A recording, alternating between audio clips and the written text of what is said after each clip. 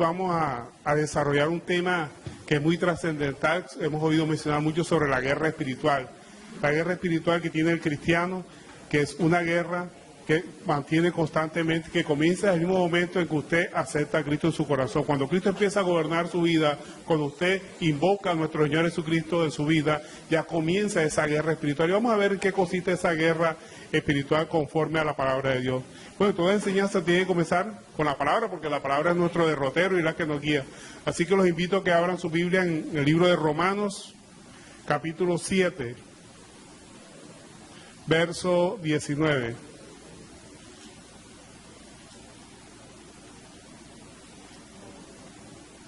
Romanos capítulo 7, verso 19.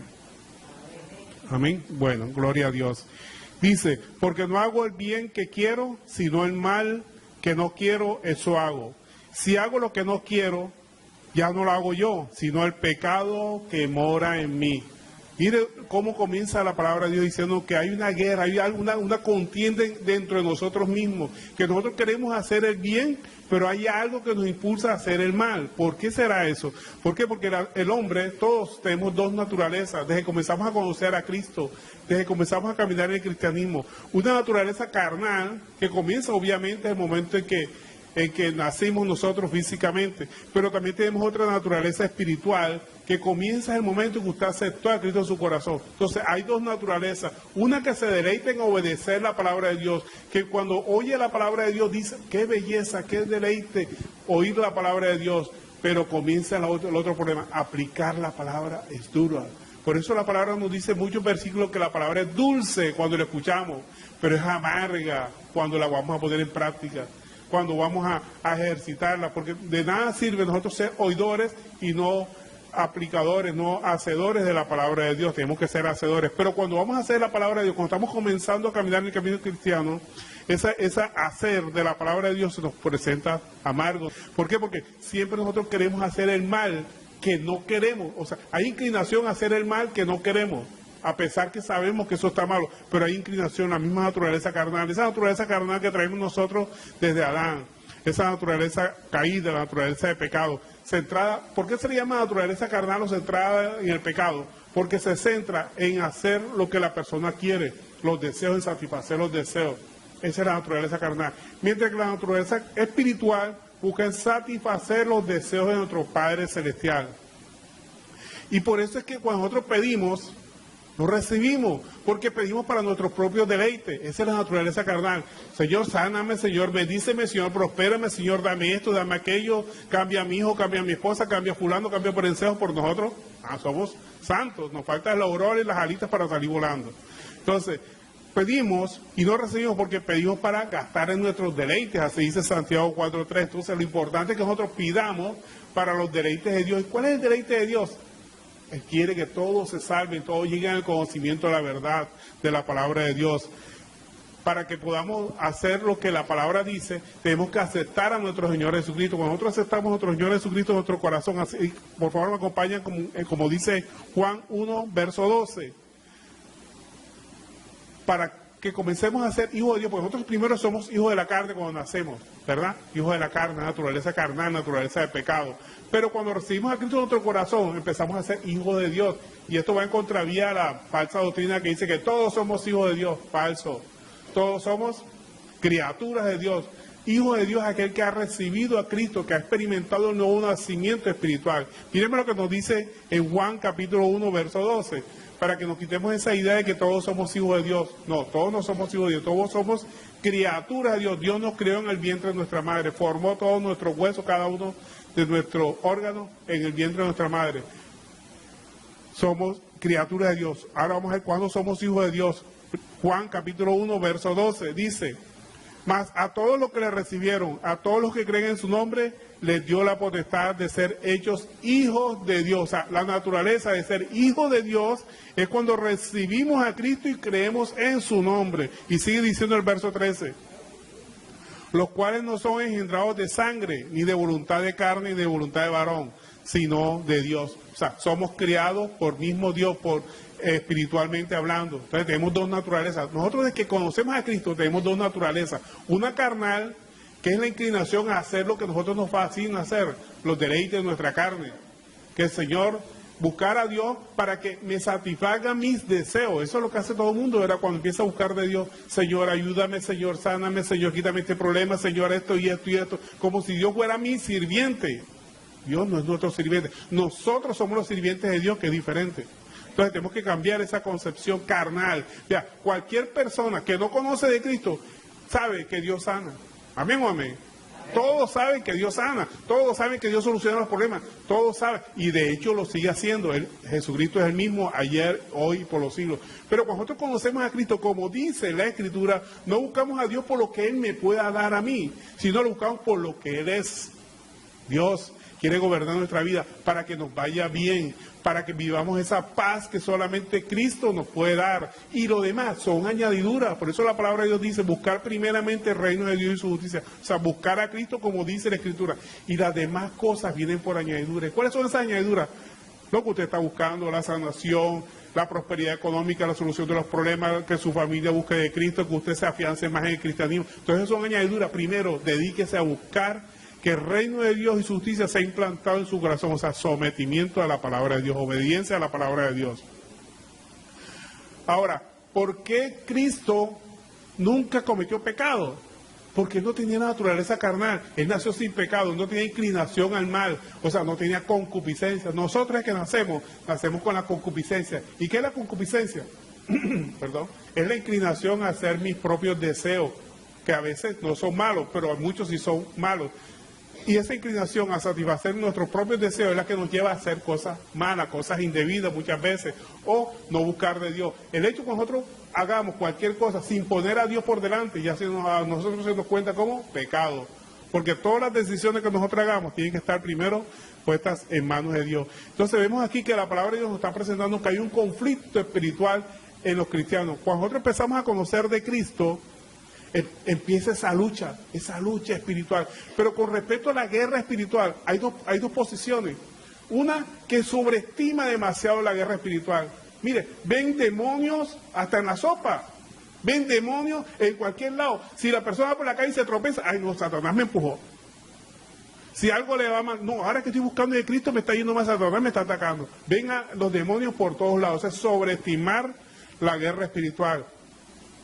Culpar a los demonios por todo lo que le ocurra. Y entonces, ¿cuál es la solución? Hay que expulsarlos. Hay que echar fuera a los demonios. Sí, correcto, hay que echarlos fuera, pero no se echa fuera con nuestra voluntad, sino con la búsqueda completa de Dios. Miremos lo que nos dice, repito, Job capítulo 2, verso 6. Veamos el caso de Job, que nos indica cómo debemos nosotros soportar una guerra espiritual, o una lucha espiritual más exactamente. Porque la lucha es de nosotros contra nuestra propia naturaleza carnal, con mi propio ego, con mi propia naturaleza e inclinación a satisfacer mis propios deseos antes que los deseos de Dios. Miremos lo que nos dice Job capítulo 2, verso 6. Y vamos a ver aquí, a través de este capítulo, de esta porción de la palabra, de que Dios permitió a Satanás que atacara a Job. Luego entonces el ataque no se dio exactamente por manos de Satanás, sino porque Dios permitió que Satanás atacara a Job. Cuando nosotros estamos obedeciendo la palabra, Dios pone una cobertura alrededor nuestra. Miremos lo que nos dice la palabra, Job capítulo 2, verso 6. Y Jehová dijo a Satanás, he aquí él está en tus manos, mas guarda su vida. Entonces salió Satanás de la presencia de Job e hirió a Job con una sarna maligna desde la planta del pie hasta la coronilla de la cabeza. Y tomaba Job un tiesto para rascarse con él y estaba sentado en medio de ceniza. Entonces le dijo su mujer, ¿aún retienes tu integridad? Maldice a Dios y muérete. Y él le dijo, como suele hablar cualquier de las mujeres fatuas, has hablado. ¿Qué? ¿Recibiremos de Dios el bien y el mal no lo recibiremos? En todo esto, no pecó Job con sus labios. Entonces vemos aquí como Job realmente tiene una percepción de lo que estaba sucediendo en su vida, que todo lo que le pasa a una persona viene de manos de Dios directamente. Dios lo que quiere es cambiar nuestro corazón. Y con todo esto que estaba sucediendo, a pesar que el ataque directamente venía de Satanás, pero indirectamente era porque Dios le había permitido que lo atacara. O sea, cualquier persona que lo esté atacando a usted o cualquier problema por el que estemos pasando, vea, Dios lo ha permitido para buscar un cambio en cada uno de nosotros. Dejemos esa mala costumbre de echando la culpa a los demonios. Sí es cierto que tenemos una guerra espiritual y la lucha espiritual es contra principados huéspedes que se mueven en las regiones celestes, pero todo eso es permitido por Dios y lo que Dios quiere es que nosotros cambiemos en todo momento. Siempre permite todas estas circunstancias para que nosotros cambiemos. Si no, acuérdense del caso de Saúl, ¿verdad? Que Saúl venía un espíritu malo de parte de Dios a atormentarlo. Era el que atormentaba a Saúl. Eso está en 1 Samuel 16, 22. Ese espíritu malo venía de parte de Dios. Ahora, ¿por qué Dios permitía que un espíritu malo atormentara a Saúl? Porque Saúl dejó de hacer lo que Dios quería que hiciera. El propósito de Dios, o sea, el corazón de Saúl dejó de hacer las cosas que Dios quería que Dios hiciera. Entonces Dios, al quitarle la cobertura, la protección, obviamente que venía un espíritu malo, permitido por Dios, claro, porque al Dios quitarle la cobertura, los demonios pueden atacar fácilmente a una persona. Entonces, ¿qué tenemos que buscar nosotros siempre? Estar en la cobertura de Dios, estar en la manada de Dios. Acuérdense que nosotros somos ovejas. Y cuando nosotros nos apartamos de nuestro pastor, que es nuestro Señor Jesucristo, el lobo acecha. Si usted se aparta de Jesús, si usted está apartado de Jesús, está en manos directas de Satanás. ¿Por qué? Porque Satanás lo va a atacar en todo momento. Satanás ataca a cualquier oveja que está apartada del pastor de las ovejas, que es nuestro Señor Jesucristo. Nosotros tenemos que estar unidos a Él. Acuérdense que nuestro Señor Jesucristo dijo, sin mí nada podéis hacer. Entonces tenemos que estar unidos siempre a Cristo, en todo momento agarrados de Él, de la mano de Él. Y Él, como buen pastor de nuestras almas, nos va a proteger de cualquier ataque de estos lobos rapaces que andan merodeando a nosotros. Acuérdense que la palabra de Dios nos dice que Satanás anda como león rugiente. Pero si está nuestro pastor al lado nuestro, Él va a huir, Él se va inmediatamente de ahí, no nos puede hacer nada. Entonces, el espíritu malo que atacó a Saúl de parte de Dios fue precisamente porque Dios le había quitado la cobertura, porque Saúl dejó de hacer la voluntad de Dios. Su corazón se apartó de la voluntad de Dios.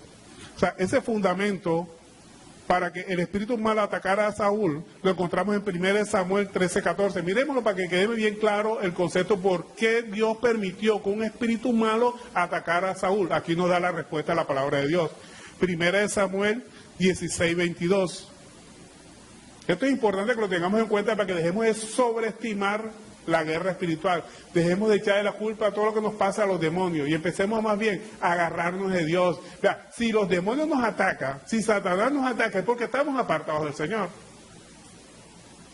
Pero si estamos agarrados de Él, unidos a Él, Satanás no nos puede atacar. Mire lo que nos dice 1 Samuel 13, 14. Dice, ahora tu reino no será duradero. Jehová se ha buscado un varón conforme a su corazón, el cual Jehová ha designado para que sea el príncipe de su pueblo, por cuanto tú no has guardado lo que Jehová te mandó. O sea, como Saúl no guardó lo que Jehová le mandó, de Dios le quitó la cobertura, entonces un espíritu malo lo atacaba a él. Entonces, aquí está la razón fundamental por el cual el espíritu malo venía de parte de Dios a atacar a Saúl. Gloria a Dios. Entonces, el gran problema de la guerra espiritual es que la sobreestimamos demasiado y empezamos a echarle la culpa a Satanás de todo lo que nos pase y no vemos a Dios. A veces nos suceden cosas y le echamos culpa enseguida al demonio. Ay, que el demonio me está atacando. Y usted no ve la mano de Dios en sus manos. Vea, un buen cristiano ve a Dios en todas las circunstancias de su vida. Acuérdense lo que dice Romanos 8:28, que todo lo que le sucede a las personas, a los cristianos que han sido llamados conforme a su propósito, conforme a la voluntad del Señor, todo lo que le ocurre es para su bien. Así sea una cosa mala para nosotros, aparentemente mala. Con el transcurrir de los años, esa cosa que aparentemente era mala, con el transcurrir de los años vamos a darnos cuenta que era necesaria para nuestra vida, para que cambiemos en todo momento. Y lo que el Señor quiere es que nosotros cambiemos, que dejemos de ser esas personas que tomábamos decisiones a espaldas del Señor, muchas veces contrario dando la misma palabra de Dios. Pero hay otra posición con respecto a la guerra espiritual, que es subestimarla, pensar que los demonios no existen, pensar que no hay ataque espiritual, pensar que no, que Dios que ya me tiene el control de mi vida, ya no voy a sufrir ninguna penalidad. De falso, falso de toda falsedad. No tenemos que ignorar esa realidad espiritual, porque nosotros tenemos lucha, pero no lucha contra carne, o sea, no contra la persona. Cuando una persona la ataque, su lucha no es contra ella. Dios ha permitido que esa persona lo ataque a usted para ver qué hay en su corazón. O sea, nuestra guerra no es con el vecino, no es con el compañero del trabajo, no es con su padre, no es con su madre, no es con su hermano, no es con su esposa, con su esposo, no es con personas. Lucha es espiritual. Y si sabemos que una persona nos ha atacado, porque Dios lo ha permitido, entonces, si Dios lo ha permitido, tenemos que amar a esa persona, porque Dios lo que está buscando es un cambio en cada uno de nosotros. Nuestra lucha no es contra las personas. Si una persona le ataca a usted, usted pague con bien al que más le pague a usted, al que más le haga mal a usted pague con bien en todo momento. Eso es lo que Dios quiere para probar su corazón. Acuérdense que Dios nos va a probar, así como la fe la fe que es más valiosa que el oro, y el oro para ser probado se prueba en fuego. Entonces, la fe que nosotros tenemos, que decimos que tenemos fe, nuestra fe va a ser probada en un horno. ¿Y cuál es el horno que Dios utiliza? Las pruebas. Nos va a poner pruebas para ver cómo reaccionamos, cómo reaccionamos. Va a poner personas que nos ataquen en el trabajo, en la misma casa, nuestra propia familia nos va a atacar. Nuestros propios compañeros, nuestros propios vecinos nos van a atacar para ver cómo reaccionamos. Si la enfilamos contra las personas o simplemente esperamos en Dios. Acuérdense que Dios nos dice que nuestra lucha no es contra carne y sangre, o sea, no es contra personas, sino contra huestes espirituales que se mueven a las regiones celestes, que Dios permite que influya en una persona para ver cómo reaccionamos nosotros. Va a permitir que una persona lo ofenda a usted para ver qué hay en su corazón, cómo responde usted. Por ahí me gustó un ejemplo muy bueno que vi, está circulando en internet, que presenta una señora que va con una taza, está en un aeropuerto, una taza de café. Y entonces alguien empuja y el café se bota por todos lados y pringa a la persona. Entonces dice, ¿de quién es la culpa? Entonces dicen muchos, no, de la persona que empujó al que llevaba la taza de café. No, la culpa era que había café en la taza. Si no hubiera habido café en la taza no hubiera pasado nada. Entonces, de la misma forma, nosotros cuando reaccionamos de una forma brusca hacia alguien que nos ha atacado, la culpa es nuestra. No porque nos hayamos ofendido, sino porque salió lo que había en nuestro corazón. Dios va a permitir circunstancias adversas en nuestra vida para ver qué hay en nuestro corazón, qué aflora en nuestro corazón. Por eso se llaman pruebas, para ver cómo reaccionamos.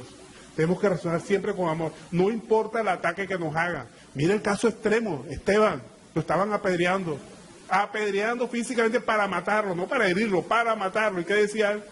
Señor, no les tengas en cuenta este pecado, perdónales. Imagínense ustedes, máximo extremo de compasión y de entender el proceso de Dios, que Dios permite que nos ataquen a nuestro Padre, que hay en nuestro corazón. El mismo Señor, nuestro Señor Jesucristo, lo estaban crucificando. Le dijo, Padre, no le tengas en cuenta este pecado, porque no saben lo que hacen. Están movidos por circunstancias externas. Pero como Dios, nuestro Señor Jesucristo, sabía lo que estaba pasando espiritualmente y que todo era la voluntad del Señor, por eso pedía que perdonara a quienes lo estaban matando. ¿Será que nosotros tenemos esa capacidad para reaccionar de esa misma forma?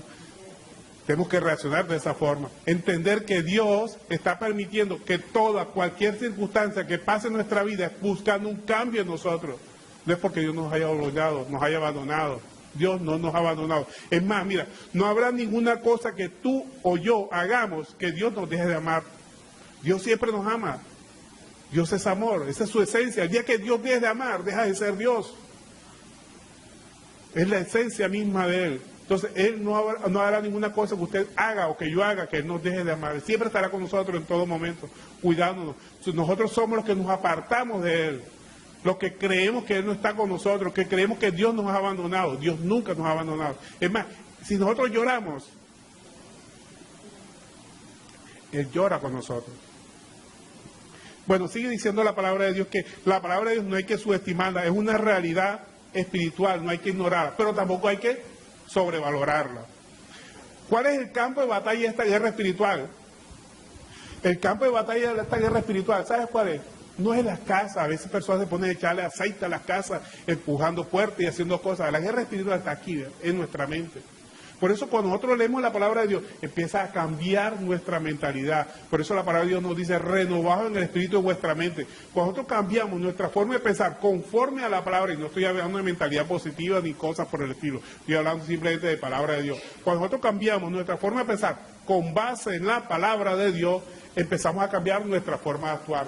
Porque usted no va a cambiar su forma de actuar si no cambia su manera de pensar. Entonces tenemos que cambiar nuestra manera de pensar. Y la única forma de cambiar la manera de pensar es estudiando la palabra de Dios. Ella es la que nos va a dar luz, nos va a cambiar nuestra manera de pensar, nos va a cambiar nuestra manera de actuar, para que ya no vivamos nosotros, sino que sea Cristo el que viva en cada uno de nosotros.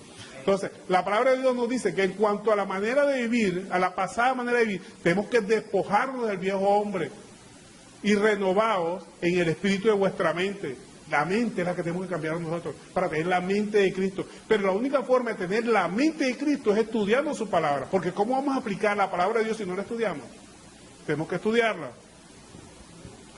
Ahora, como hay una guerra espiritual y cuando se habla de guerra hay armas, ¿verdad? Hay armas. Muchos dicen que tenemos armas carnales y armas espirituales. ¿Cuáles son las armas carnales que utilizan algunos cristianos? Las armas carnales que utilizan es gritando, empiezas a gritar a los demonios, echándole fuera, a ofenderlos, inclusive a pisotearlos, empiezan entonces a golpeando paredes, sacudiendo puertas, ventanas, para echar fuera demonios, echándolo fuera, inclusive echando líquidos, otros echan agua bendita, otros traen aceite ungido. Los demonios no se echan así, esas no son nuestras armas que nos enseña la palabra de Dios. ¿Cuáles son las armas que Dios nos ha dado? Básicamente son dos.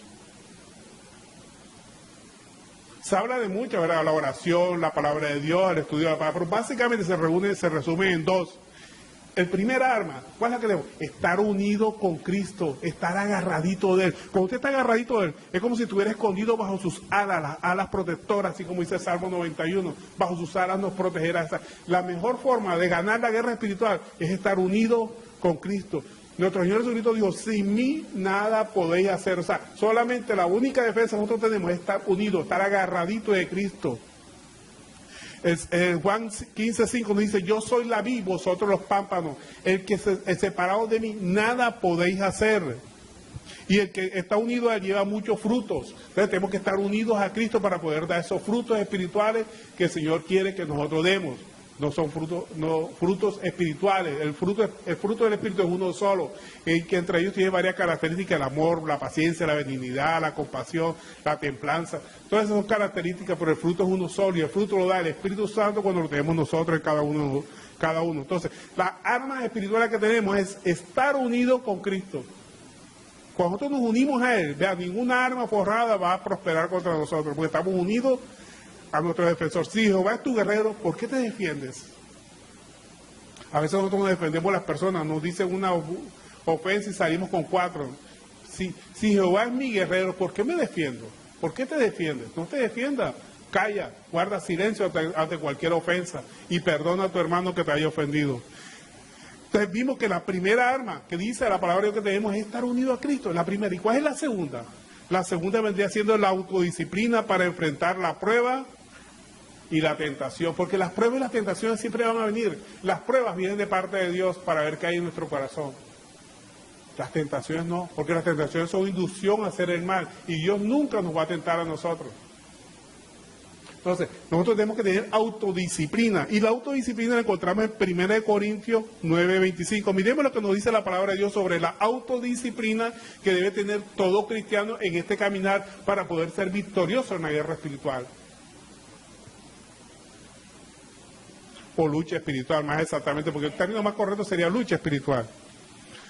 1 Corintios capítulo 9, verso 25. Mire, si las personas cuando están en una competencia o van a participar en una competencia, de todos se abstienen, ¿verdad? ¿Cuál es un futbolista? Un futbolista que ya está en las grandes ligas y estas cosas, o digamos los beisbolistas en grandes ligas, de todos se abstienen. No pueden fumar, no pueden tomar, no pueden salir a parrandear, no pueden salir con sus amigos, ni siquiera con sus esposas, están preparándose para un evento. Así tenemos que ser nosotros. Nosotros tenemos que prepararnos en este caminar. Mire lo que nos dice 1 Corintios 9:25. Todo aquel que lucha, o sea, que participa en cualquier actividad, de todos se abstienen. Ellos a la verdad para recibir una corona corruptible, ¿sabes? Como nos ganan una corona, ¿verdad? Un campeonato. Pero nosotros, o un trofeo, sí, pero nosotros un incorruptible. Así que yo de esta manera corro, no como a la aventura, de esta manera peleo, como quien golpea, no como quien golpea al aire, sino que golpeo mi propio cuerpo. ¿Qué es golpear mi propio cuerpo? No es que yo coja una bola aquí y me empiece a dar como hacen algunas personas que se la cera. O sea, cuando golpeo mi propio cuerpo es que yo no accedo a mis propios deseos. ¿Sí? Porque nosotros tenemos muchos deseos que a veces son pecaminosos, muchas veces son pecaminosos todos los deseos nuestros, la mayoría. O sea, golpeo mi cuerpo para no hacer lo que yo quiero, sino lo que Dios me manda que yo haga a través de su palabra. Esa es autodisciplina. Sigue diciendo la palabra de Dios. Y pongo mi cuerpo, ¿por qué? Por servidumbre. Y dice la palabra de Dios, ¿verdad? Y lo pongo en servidumbre. No sea que habiendo sido heraldo para muchos, yo mismo vengo a ser eliminado. Entonces tenemos que tener autodisciplina. No hacer lo que mi carne quiere, lo que yo deseo. Sí, nosotros deseamos muchas cosas, pero hemos preguntado lo que Dios quiere. Yo veo hermanitos a veces que se esperan por orar por una persona para que Dios la sane. Sí, ¿verdad? Dios quiere, yo quiero que se sane, esa persona quiere sanar, pero hemos preguntado a Dios. Mi deseo no tiene que prevalecer, ni el deseo de la persona, es el deseo de Dios. Muchas veces podemos estar peleando contra el mismo Dios, porque Dios ha permitido esa prueba o esa calamidad por la que está pasando esa persona para que ella cambie. Dios no va a cambiar las circunstancias hasta que nosotros cambiemos. ¿Amén o amén? Gloria a Dios, entonces tenemos que cambiar nosotros. Ahora, ¿cómo salimos adelante en una prueba? No cediendo a los deseos de la carne. ¿Y cómo hacemos para no desear a los deseos de la carne? Estar en completo ayuno. Desafortunadamente se ha metido la palabra ayuno religiosamente, y que ayuno es dejar de almorzar, dejar de cenar, dejar de desayunar, y, o sea, lo vemos desde el punto de vista físico. No, miremoslo desde el punto de vista espiritual. ¿Qué es ayunar? Dejar de hacer lo que la carne quiere, dejar de alimentar los deseos particulares de cada uno. Es más, la Biblia nos dice cuál es el verdadero ayuno. Hay muchos ayunos que el hombre se ha inventado, pero que son falsos. Oye, ¿cómo una persona va a dejar de comer con la nevera llena? Eso es una huelga de hambre. Señor, yo no como hasta que tú me sanes, yo no como hasta que tú me des trabajo, yo no como hasta que tú cambies a fulano, yo no como hasta que mi hijo se convierta. Eso es una huelga de hambre contra Dios. Dios no puede poner a ayunar, una calamidad económica, pierde el trabajo, pierde el empleo, o problema estomacal, problema de salud, no puede comer, Dios lo está poniendo en ayuno en un momento dado, correcto. Pero que el ayuno venga de parte de Dios. Si usted ve el ayuno que hizo nuestro Señor Jesucristo por 40 días, Él no se dispuso a ayunar. Me voy para el desierto a ayunar. 40 días, no, el Espíritu lo llevó. Lo mismo le pasó a Moisés cuando ayunó 40 días. Dios lo llamó a la montaña, y que ahí en la montaña por 40 días no hay nada. Y él ayunó 40 días, y no solamente una vez, ayunó 2 veces por su terquedad cuando partió las tablas de la ley. Entonces, Dios nos manda a ayunar cuando Él quiere ayunar, cuando Él quiere que ayunamos, a través de una enfermedad, a través de un problema económico. Podemos ayunar físicamente, pero realmente el verdadero ayuno, ¿cuál es? Bueno, pedimos que la misma palabra hable. Por favor, me acompaña en Isaías capítulo 58. Aquí nos dice cuál es el verdadero ayuno que Dios quiere. Isaías capítulo 58. Ese capítulo se titula como el verdadero ayuno, o sea, el ayuno que Dios quiere. ¿Amén? Miremos el verso 6, aquí nos dice cuáles son las características del verdadero ayuno que Dios quiere. Dice, ¿no es más bien el ayuno que yo escogí desatar las ligaduras de impiedad? Que perdones, que saques todo el rencor que tengas hacia a las demás personas en tu corazón, soltar las cargas de opresión, dejar libre a los quebrantados y que rompáis todo yugo. ¿No es que partas tu pan con el hambriento y a los pobres errantes albergues en casa? Que cuando veas al desnudo lo cubras y no te escondas de tu hermano. Mire que todo el ayuno que está planteando la palabra de Dios nos está hablando de un ayuno espiritual.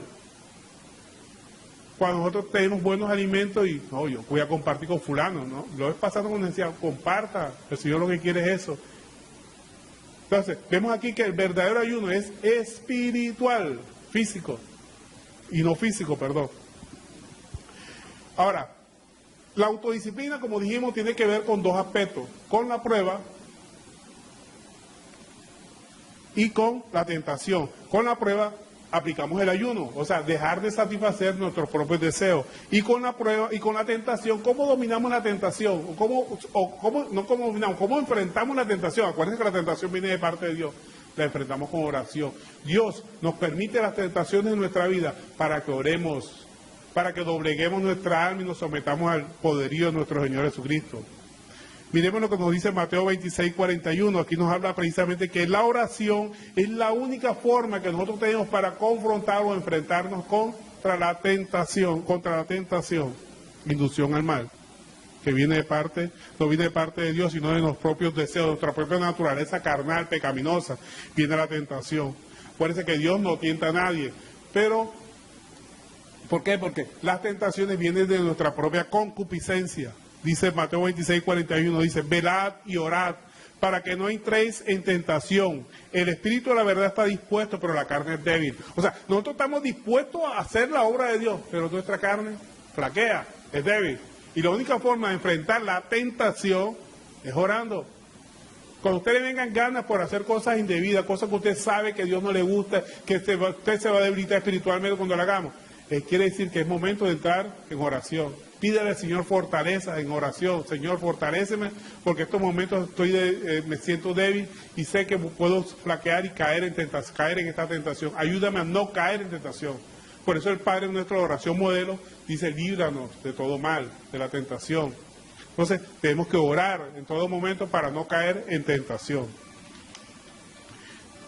Ahora, ¿cuáles son las etapas espirituales por las que pasa un cristiano? Cuando nosotros comenzamos a extender la palabra de Dios, cuando empezamos a buscar de Cristo, nos presentamos una primera etapa. ¿Cuál es la primera etapa? Cuando estamos en arrepentimiento, cuando reconocemos que somos pecadores ante Dios y nos reconciliamos con Dios a través del arrepentimiento, le decimos, Señor, soy pecador, no soy digno de ti, entra en mi corazón. Vea, ¿sabes qué empieza a experimentar esa persona? Gozo. El gozo del Espíritu Santo que sobrepasa todo entendimiento empieza a inundar a esa persona. Cuando reconoce que es pecadora, esa se conoce como la etapa del arrepentimiento. Pero después de pasado un tiempo, ¿qué sucede? Que vienen las pruebas. Y esas pruebas se conoce como la agonía del conflicto. Es cuando comienza el conflicto. Empieza la parte espiritual a luchar contra la parte carnal. La parte carnal a tratar de doblegar al hombre. Imagínense usted, una persona que estaba dominada antes por la parte carnal, que siempre hacía lo que su carne quería, que si quería emborracharse, se emborrachaba, si quería fumar, se emborrachaba, si quería adulterar, adulteraba. O sea, no daba, andaba en rienda suelta a sus propios deseos y de pronto empieza a encontrar en la palabra de Dios que los adúlteros no entrarán al reino de los cielos. Uy, no voy a adulterar. Los borrachos no heredarán el reino de los cielos. Entonces se le presenta una ley, la ley de Dios, que le dice que si tú haces esto, estás condenado. Entonces empieza esa lucha espiritual entre lo que la carne quiere y lo que el espíritu desea no hacer. Entonces comienza ese conflicto, ahí es donde comienza la verdadera lucha espiritual, la lucha con la tentación y la prueba. Entonces, de nuestra respuesta depende si nos apartamos, porque muchos se apartan cuando comienza la lucha espiritual, cuando comienza la carne otra vez a levantarse, porque cuando nosotros nos arrepentimos, la carne se doblega y el espíritu empieza a surgir. Pero cuando vienen las tentaciones, viene la carne, como cualquier enemigo que ha sido vencido, trata de buscar otra vez su trono, a levantarse. Y el espíritu a que no, y comienza el conflicto. Ahora, si la carne gana, esa persona vuelve otra vez al mundo. Pero si nosotros resistimos la prueba, nos afianzamos más, saldremos adelante. Entonces eso es lo que se conoce como el conflicto espiritual. O sea, después del arrepentimiento viene el conflicto espiritual. ¿Por qué? Porque van a venir las tentaciones y la prueba que van a tambalear, van a hacer tambalear a esa persona. Acuérdense lo que le pasó a Pedro, ¿verdad? Que Pedro, nuestro Señor Jesucristo le dijo, Satanás os ha pedido para zarandearos como a trigo, pero yo he rogado al Padre para que tu fe no falte. ¿Qué le dio a entender nuestro Señor Jesucristo a Pedro? Y te van a zarandear, Satanás viene por ti y te va a tentar, de ti depende, pero yo voy a orar para que tu fe no falte. O sea, que Dios le dio permiso a Satanás para que atacara a Pedro. ¿Ves qué? Cuando Satanás nos ataca es porque Dios lo ha permitido. O sea, deje de echarle la culpa a Satanás por todo lo que le pasa en su vida. Más bien es Dios buscando un arrepentimiento de parte suya, un cambio en su vida. El verdadero cristiano deja de echarle la culpa a las cosas, a las circunstancias, a Satanás. Y empieza a ver que todo es un propósito de Dios en nuestra vida para buscar un cambio en nosotros. Si Dios te ataca, Dios lo permitió. Si un demonio te atacó, Dios lo permitió para que cambiemos. Aquí Dios, nuestro Señor Jesucristo le hubiera podido decir, Satanás pidió permiso para zarandearlo como a trigo, pero yo se lo prohibí. No dijo eso, ¿verdad? Él le dijo, güey, yo he rogado al Padre para que tu fe no falte. En otras palabras, Dios, yo se lo permití. Entonces, cuando te ataca un demonio, no le eches la culpa al demonio. Mira qué hay en tu corazón y enfrenta esa tentación con oración, ayuno, no deja de someterte, deja de hacer lo que tu carne quiere y empieza a practicar lo que el Señor quiere que tú hagas conforme a su palabra. Pero entonces cuando pasamos esa etapa del conflicto, cuando está luchando la carne y el espíritu, y nuestro espíritu se subleva y le gana la carne, domina la carne, y viene la tercera etapa.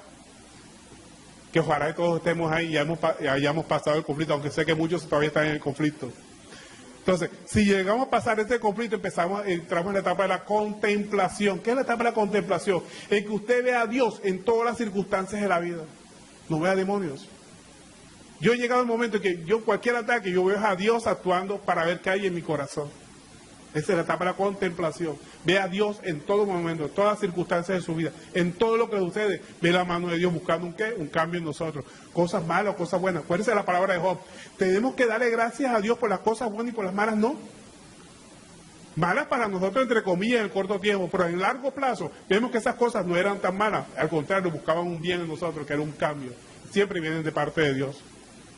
Entonces, esa contemplación nos lleva a la reflexión, a valorar qué estamos haciendo. Si estamos pasando por algo malo, oye, reflexiona. ¿Será que el Señor te está diciendo que cambies algo en tu vida? Nos lleva entonces a esa etapa de la reflexión. Porque la palabra de Dios dice que sabemos que los que aman a Dios, dice Romanos 8:28, que todas las cosas ayudan a bien. Esto es a lo que conforme a su propósito son llamados. Entonces, si todo redunda en bien, quiere decir que cualquier cosa que me pasa, si sea mala para mí, entre comillas, en el corto plazo, sé que para mi bien. En el largo plazo me voy a reír y voy a darle gracias a Dios por esas circunstancias negativas por las que pasé, porque permitió un cambio en mi vida. Entonces, si todas las cosas dependen de la mano de Dios, pues demos gracias a Dios por todo. Inclusive por las cosas que aparentemente son malas para nosotros. Ese es el verdadero cristiano, el que reflexiona, el que dice, si me pasó esto es porque Dios está buscando un cambio en mí. ¿Qué querrá Dios? Siempre averigüese, pregúntese por lo que esté pasando, ¿qué está buscando Dios? ¿Y cómo hago yo para cambiar mi vida? ¿Qué tengo que hacer? Primero, obviamente, estudiar la palabra para buscar, aplicar su palabra en su vida y verá que empiezan las cosas a cambiar. Porque Dios no va a cambiar las circunstancias por las que estemos pasando a menos que nosotros mismos cambiemos. Parece que Dios trabaja de adentro para afuera, no trabaja de afuera para adentro. Él no nos va a cambiar las circunstancias a menos que nosotros no cambiemos nuestro corazón, nuestra forma de pensar, nuestra forma de actuar. Entonces, pero después que pasamos la etapa de la contemplación, que viene el peligro. ¿Cuál es un peligro que viene grande? Que cuando hay tranquilidad, toda una tranquilidad, que todo está funcionando bien, perfectamente, tenemos que estar apercibidos. Acuérdense que la palabra de Dios nos dice que el que esté firme, mire que no caiga. Todo está funcionando bien, todo está funcionando chévere, como decimos aquí en la costa. Cuidado, si la costa está tranquilita, prepárate. Viene algo, una tentación contra ti. Así que tenemos que estar apercibidos en todo momento. Así que el que piense estar firme, mire que no caiga. Porque no nos ha sobrevenido. Todas las tentaciones que nos vienen en la vida, vienen de nuestro propio corazón, de nuestra propia inclinación al mal.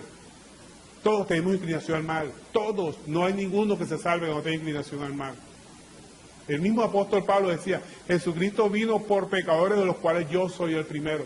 Tenemos que reconocer nuestra condición de pecador. El que crea que no es pecador está más propenso a caer que aquel que reconoce que es pecador. Porque si yo reconozco que soy pecador, veo que todos los días necesito ir a la fuente inagotable que me da la fortaleza para seguir adelante. Pero si yo me creo santo, no, ya yo no busco, ya yo no oro, ya no leo porque ahí yo estoy bien, ya no voy a pecar. Cuidado. Ahí está el peligro más grande, cuando usted cree que está muy bien con el Señor. Tenemos que estar todos los días recurriendo a la fuente inagotable de nuestra salvación, que es nuestro Señor Jesucristo. Pero cuando estamos en perturbación, cuando viene una situación que nos está sacando de quicio, alguien nos dice algo que nos ofende, esa perturbación, el que está verdaderamente agarrado de Cristo, le da gozo. ¿Cómo así que una persona cuando la ataca, que cuando está pasando por circunstancias adversas, vive gozosa? Mírenme lo que nos dice la palabra de Dios. Dejemos que la palabra de Dios hable. Romanos 5, verso 3, por favor me acompaña. Romanos capítulo 5, verso 3. Entonces, el verdadero cristiano se goza en la tribulación. Óigame esto, oiga, eso es difícil de entender, ¿verdad?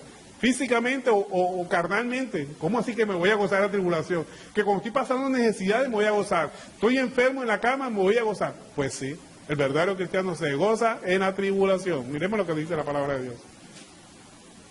Romanos capítulo 5, verso 3. Amén. Dice, y no solo esto, sino que también nos gloriamos en la tribulación, sabiendo que la tribulación produce paciencia. O sea, que toda tribulación es para que nos dé paciencia. Entonces, si estamos en tribulación, Dios nos está buscando que tengamos paciencia. Y sabemos que la paciencia es difícil de conseguir, ¿verdad? Pacientemente esperé en Jehová. Todas las personas quieren ya. Señor, dame paciencia, pero dámela ya, enseguida. Todo lo queremos ya. Por eso se inventó la tarjeta de crédito, porque quieren todo ya. Se inventaron los préstamos, porque todas las personas quieren las cosas ya. Se inventaron los cafés instantáneos, las comidas instantáneas, las comidas rápidas, porque todas las personas quieren las cosas ya, enseguida. Detergentes, limpiadores rápidos, ya. Entonces sigue diciendo la palabra de Dios. Perdón, Romanos 5:3 dice, vamos a leerlo de nuevo. Y no solo esto, sino que también nos gloriamos en la tribulación, sabiendo que la tribulación produce paciencia, y la paciencia prueba, y la prueba esperanza, y la esperanza no avergüenza, porque el amor de Dios ha sido derramado en nuestros corazones por el Espíritu Santo que nos fue dado. Entonces ve como un cristiano que ya está caminando en el camino del Señor se goza en la tribulación. Y tribulación entendemos por cualquier circunstancia que es adversa a lo que nuestra carne quiere. Es cuando vienen los problemas, cuando vienen las enfermedades, cuando vienen las calamidades, cuando vienen las penurias, cuando vienen las persecuciones en el trabajo, persecuciones en la iglesia, persecuciones hasta en la familia, en familias que no son cristianas, y hay uno que sí es cristiano, empiezan las persecuciones. El cristiano se goza en esa tribulación, porque sabe que Dios está permitiéndola para que produzca paciencia en nuestras vidas, y la paciencia que va a producir al final del cabo salvación y vida eterna para nosotros y cada uno de nosotros que estamos confiados en lo que el Señor está haciendo. Entonces vemos que la famosa guerra espiritual no es una guerra contra los demonios directamente, es una guerra contra nosotros mismos, contra nuestra propia naturaleza carnal. La Biblia nos habla de la armadura de Dios, el casco, la espada, la sandalia, el cinto, habla del pectoral, la sandalia. ¿Para qué toda esa armadura? ¿Para pelear contra quién? Con un espejo al frente. Contra nosotros mismos, contra querer nosotros hacer las cosas a nuestra manera. Por eso dice la palabra de Dios que tenemos que morir al yo, para poder decir, ya no vivo yo, sino que Cristo vive en mí. Y si Cristo vive en mí, ya yo no quiero hacer los deseos míos, sino los deseos de mi Padre Celestial. ¿Amén? Gloria a Dios. Aplauso para el Señor. Te glorificamos, Señor. Entonces, eso es lo importante, que la guerra espiritual, o lucha espiritual, como más bien llamaría yo, es lucha contra nosotros mismos, contra nuestra propia carne, con nuestro propio ego, contra querer hacer las cosas a mi manera. Vea, la verdadera lucha espiritual la tenemos que todos los días el cristiano vive en agonía, el verdadero cristiano vive en agonía. ¿Por qué? Porque en todo momento se van a presentar circunstancias que queremos hacer las cosas a nuestra manera, por el camino corto, por el camino fácil, conseguir las cosas por el camino fácil. Quiero comprar un carro, el camino fácil, buscar defraudar, buscar engañar, buscar estafar a alguien para conseguir ese dinero para comprar la casa, el carro, lo que sea. Entonces buscamos siempre el camino fácil. Ese es el camino de la carne, que buscamos mentir, porque con la mentira buscamos el camino fácil para quedar bien ante todas las personas, ¿o no? Cualquier mentira que uno eche ya queda bien, ¿verdad? Pero enfrenta la verdad y asume las consecuencias de tu acto y no digas mentira. Eso es duro para la persona que comienza a caminar el cristianismo, por ahí hay que hacerlo. Tenemos que hablar siempre con verdad, echar la mentira a un lado. La mentira nos lleva a perder la salvación. Acuérdense que la palabra de Dios dice, los mentirosos no heredarán el reino de los cielos. También el conflicto espiritual, cuando la carne quiere hacer las cosas a su manera, lo lleva a robar para conseguir las cosas. También tenemos que apartarnos de eso, a calumniar. Es sabroso oír la murmuración, ¿verdad? Que hablar de chisme. No, cierre sus oídos. Ustedes cuando vengan a hablar de alguien, cierre sus oídos sobre eso. Ustedes no acepten ninguna habladuría contra alguien. Nos lleva también a murmurar, a pelear. Y también nos lleva a flojear, a querer pasar la vida sin hacer nada, a vivir a costillas de otra persona. No, acuérdense que la palabra de Dios dice que el que no trabaje, que no coma. Tenemos que buscar nuestro pan todos los días, cada uno de nosotros, ayudar o colaborar en esa actividad de todo. Entonces, evitar el camino fácil. Esa es la lucha continua y esa es la verdadera lucha espiritual que estamos hablando nosotros. No estamos hablando de lucha contra los demonios, coger el aceite y embadurnar la casa de aceite para echar fuera de demonios, ni empujando a las personas como hacen en muchas partes, haciendo unos shows mediáticos, que eso da más pena del cristianismo, de lo que dice la palabra de Dios, ante lo que la realidad espiritual que estamos dando, que tenemos que luchar contra nosotros mismos. Yo quiero que una persona se liberte, ella también quiere ser liberta. ¿Cómo tienen que hacer con ella? predicarle la palabra de Dios, enseñarle para que se someta a la palabra de Dios, evite las tentaciones y Satanás huye de esa persona. Como dice la palabra de Dios, aplicar Santiago 4:7, esa es la verdadera forma de echar fuera a los demonios.